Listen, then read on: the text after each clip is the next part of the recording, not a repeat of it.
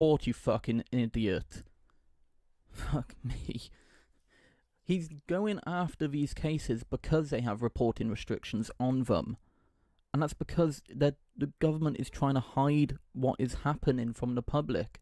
That's my opinion. Maybe they're not. Maybe they genuinely are protecting victims. But it seems slightly suspicious that all of these other incidents involving white men come out in the press. But when it is Muslim grooming gangs, it's kind of hidden from the mainstream press. That's an issue.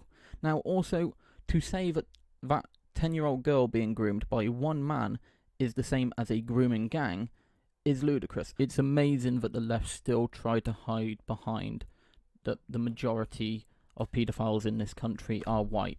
Yes, we know that.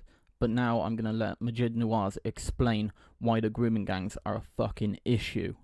Forgive the language, the French, but this is total BS, because he's confusing two types of sexual offences. We, as Quilliam, looked into this, and I'm going to come to the stats in a second. I know you've done a lot of, and you've done a lot of broadcasting. You're a real pillar in this area, I have to say. Salute what you've done. Thank you. Type 1 is the grooming of underage white girls, or any girl generally is type 1 as a category, the grooming of underage girls by gangs of men.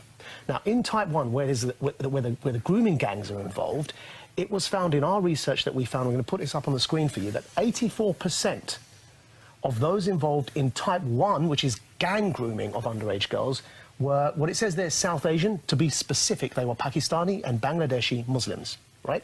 Type 2, which is, I hate to use the phrase, ordinary paedophilia, what we normally understand by the word paedophilia, is representative of wider society. So one statistic found it was about 87% in type 2, which was paedophiles, 87% were white. Another found 100% were white. But of course, that's not surprising because the vast majority of the country is white. What's interesting is the disproportionate figure of 84% hailing from my background. Why that's interesting is because roughly only 2% of the country are Pakistani and Bangladeshi Muslim men who are responsible for 84% of collective grooming of underage white girls.